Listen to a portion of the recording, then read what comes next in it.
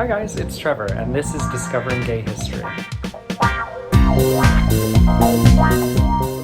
Okay, today we're talking about the theater legend and icon. Alright, today we're talking about the theater legend and author, Federico Lorca. Okay, disclaimer, this is a bunch of Spanish names, so I'm going to do my best to make sure that I'm pronouncing these right, so bear with me.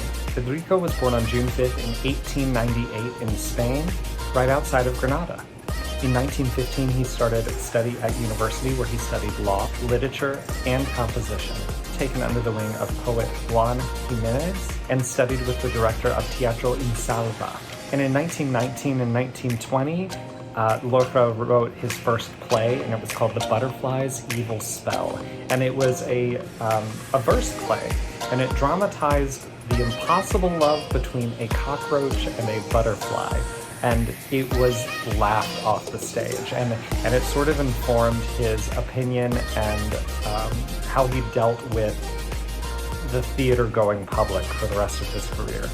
His best-known book of poetry is called The Gypsy Ballads and was published in 1928. After publishing his second play, he began his working relationship with Salvador Dali.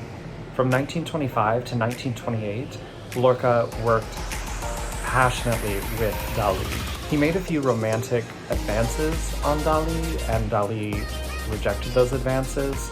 Lorca struggled with his homosexuality for most of his life, and in fact, Spain has, up until very recently, tried to erase his homosexuality because they are so proud of the accomplishments that Lorca gave to the world.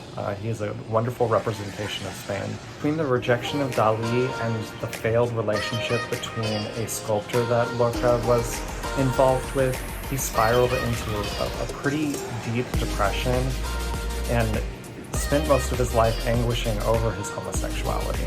After his time with Dali, Lorca began really writing plays that he's best known for and speaking out against the Spanish bourgeois. He wrote Bloodwedding, Yerma, and The House of Bernalda Alba.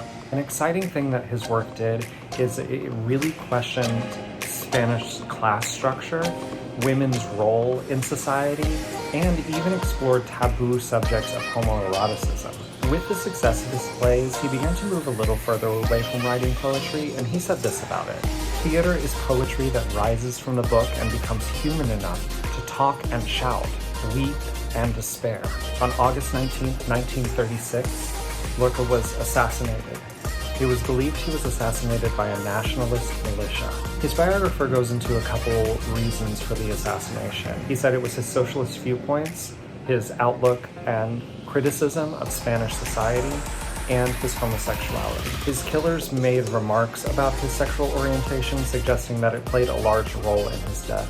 Lorca's writing was considered deeply homoerotic and was banned until 1954. And even still, it was censored until 1975.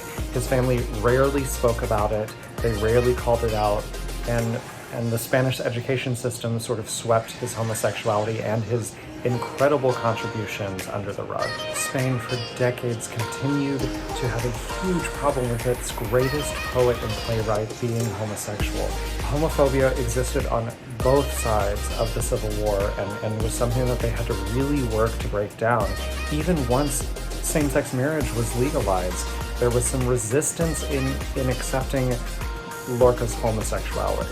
During Franco's dictatorship, homosexuality was made illegal, and then it was changed from a crime to a mental illness, and homosexual men were hunted and thrown in mental institutes, and some were even receiving electroshock therapy as treatment.